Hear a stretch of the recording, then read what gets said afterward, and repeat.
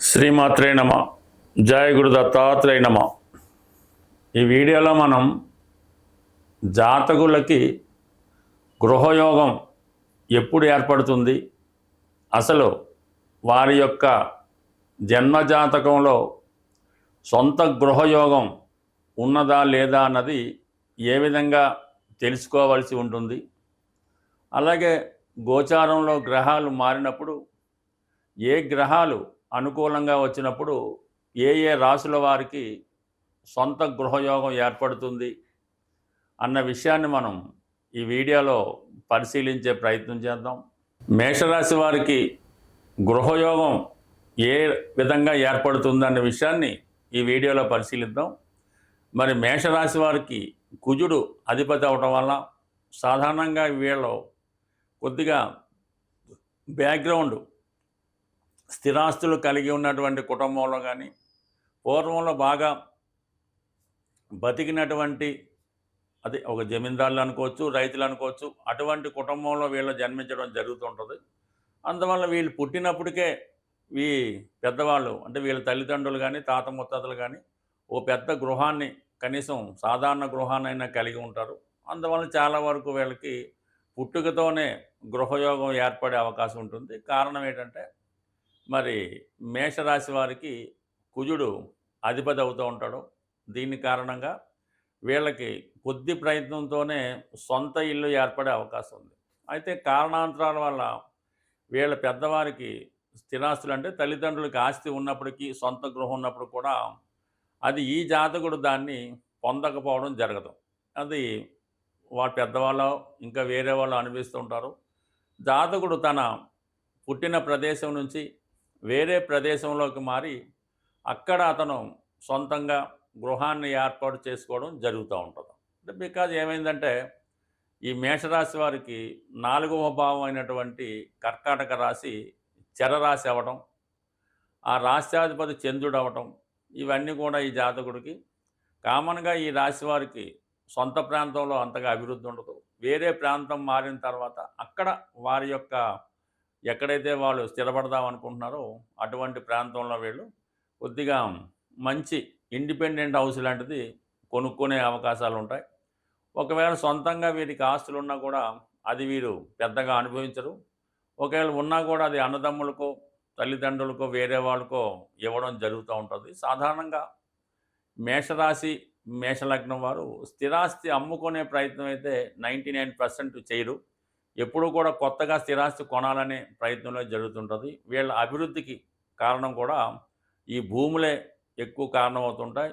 మరి ఈ మధ్యకాలంలో ఒకేసారి అంటే 2-3 సంవత్సరాల్లోనో, 4-5 సంవత్సరాల్లోనో బాగా కోట్ల కొద్ది ఆస్తులు సంపాదించినటువంటి వాళ్ళ విషయంలో ఈ మేషరాశి వారే ఎక్కువగా ఈ రియల్ ఎస్టేట్ బిజినెస్లోను, ఈ వెంచర్లు, అలాగే భూములకు సంబంధించిన వ్యవహారాలు, వీటన్నిటిలో కూడా వీళ్ళు బాగా రాణించడం జరుగుతూ ఉంటుంది.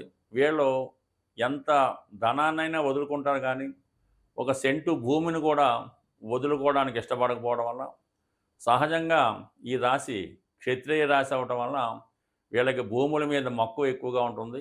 అలాగే వీళ్ళు ఒకే ప్రాంతంలో కాకుండా వివిధ ప్రాంతాల్లో గృహాన్ని కలిగి ఉంటారు. అంటే ఒక ఫామ్ హౌస్ లాంటిది, ఒక ఇండిపెండెంట్ హౌసు, ఒక బంగ్లా లాంటిది, ఒక ఆఫీస్ కార్యాలయం, ఈ విధంగా వాళ్ళ జీవితంలో అంటే భగవంతుడు వీళ్ళకి ఆయుష్, దాంతోపాటు మంచి దశలు వచ్చినప్పుడు ఈ విధంగా వీళ్ళు స్థిరాస్తులు పెంచుకోవడం జరుగుతూ ఉంటుంది. అందుకని మేషరాశి వారికి ప్రస్తుతం ఉన్నటువంటి గ్రహస్థితి కూడా చాలా వరకు ఏదో ఒక స్థిరాస్తి మీరు ఇంచుమించుగా ఈ రాబోయే 2 సంవత్సరాల్లో స్థిరాస్తి కొనే అవకాశం ఉంటుంది.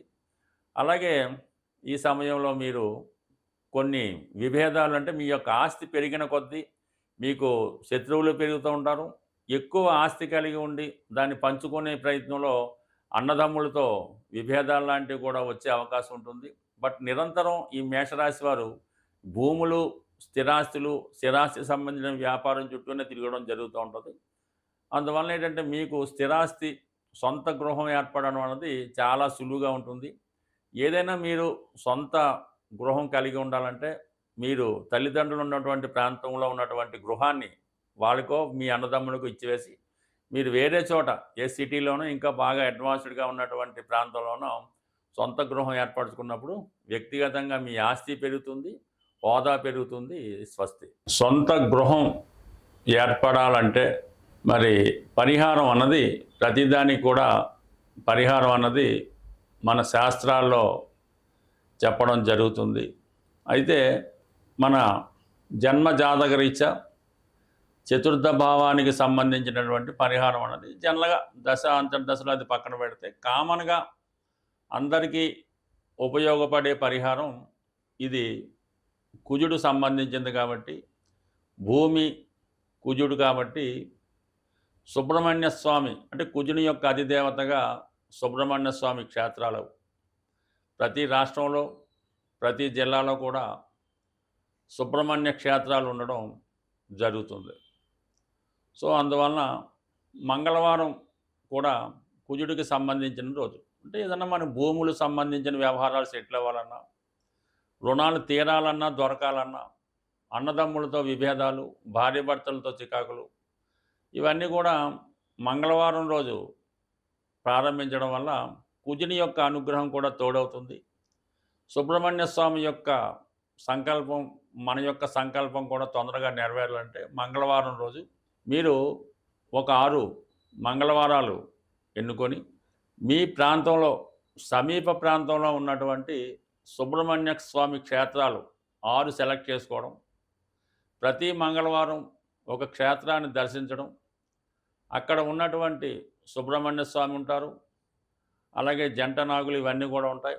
అక్కడ ఉన్నటువంటి ప్రతి దేవతని ప్రతి దేవుణ్ణి కూడా ఆరాధించి కేవలం బెల్లం పానకంతో చెరుకు రసం, బెల్లం పానకం, తేనె లేదంటే బియ్యం పిండి కలిపిన వాటరు, పసుపు నీళ్ళు అంటే ఇన్నప్పుడు కూడా బెల్లం పానకంతో స్వామికి అభిషేకం చేయడం వల్ల ఆ మంగళవారం రోజు మీరు చాలా నియమంగా ఉండవలసి ఉంటుంది.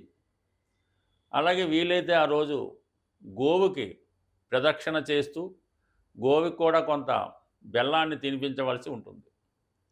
ఈ విధంగా 6 సుబ్రహ్మణ్య క్షేత్రాలు దర్శించవలసి ఉంటుంది. అంటే పెద్దవే అక్కర్లేదు, మీ ప్రాంతంలో ఉన్నవి బాగా ఫేమస్ అయినవి 6 క్షేత్రాలు దర్శించడం వల్ల, 6 క్షేత్రాల్లో కూడా విధి విధానంగా పూజ చేయడం వల్ల ఫైనల్గా మీ సమీపంలో ఉన్నటువంటి మోపిదేవి అవ్వచ్చు, ఈ బెక్కవాళ్ళు అవ్వచ్చు, స్కందగిరి అవ్వచ్చు, పళని అవ్వచ్చు, అంటే మీ ప్రాంతంలో ఏదైతే ఫేమస్ ఉంటుందో ఆ సుబ్రహ్మణ్య క్షేత్రంలో మీరు విధి విధానంగా స్వామిని అభిషేకించడమో, పూజ చేయడమో, అర్చించడం వల్ల మీ యొక్క సంకల్పం తొందరగా నెరవేరే అవకాశం ఉంటుంది.